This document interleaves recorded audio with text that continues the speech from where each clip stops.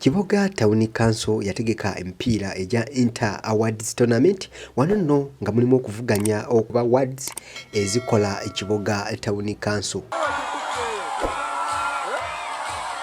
Tournament eno yaggulwawo era nga omupiira ogwasooka gwali wakati wa Town Council ey'Ekiboga ngeri wamu ne Bukomero Town Council. Omupiira guno gwatambulira ddala bulungi nnyo mu ddakiika ey'ekyenda baggwa maliri oluvannyuma lw'okukubagana goal 2-2. Ekyenjawulo ekyali mu mupiira guno, Meeya owa Kiboga Town Council yalabika bulungi ddala era yaleesa omutindo omulungi. Oluvannyuma lw'okuyamba ttiimu eya Kiboga Town Council okuba goal 2 ezagisobozesa okukola amaliri mu ddakiika ekyenda.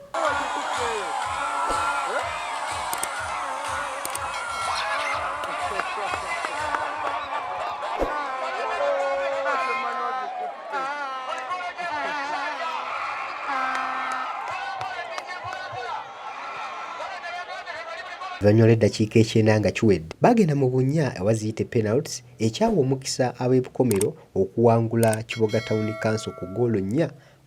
Omupiira gw'abakozi ba Town Council gwagobereramu okujja ekifu ku maaso oba okutandikawo tournament mu butongole.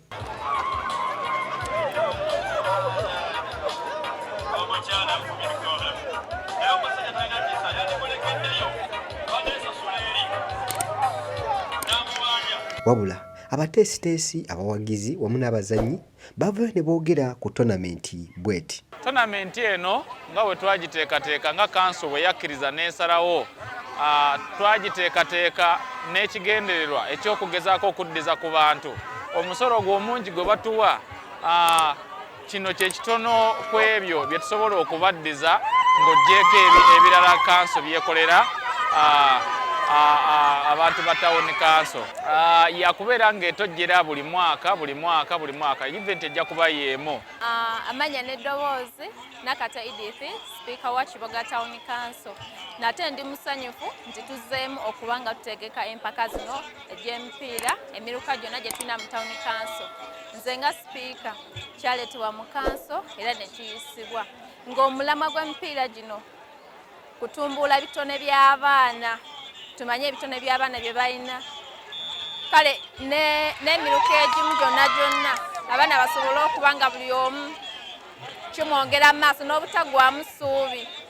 N'olw'ensonga eyo ne twewaayo okuba nga tuteeka tournament eno buli muluka zonna ezinaaba ziyiseeko zonna zijja kuba zifuna emidaali bajja kuba bafuna n'amabaasa.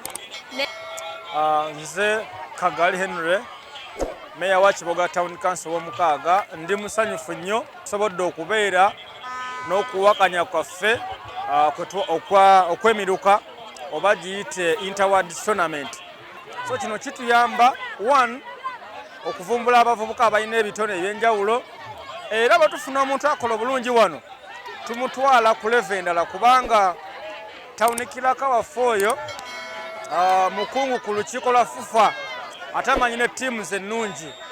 N'olwekyo njagala okwebaza ttiimu zonna ezeenyigidde mu nteekateeka eno. Bambi mutwongeremu kasente tukibuli kya ssente twagala obuwagizi obusingawo okwo mutwongeremu naffe abakazi kasente naffe mutwongeremu twongere naffe okwongeramu amaanyi kweki kubanga naffe tukyagala. Ne bambi abaana be waffe bakubye omupiira bazannye bulungi nnyo era ndi musanyufu kweki.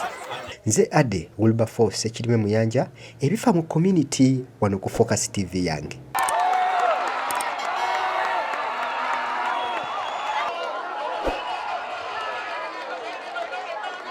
Ya kusubscribinga ku Focus TV yange bingi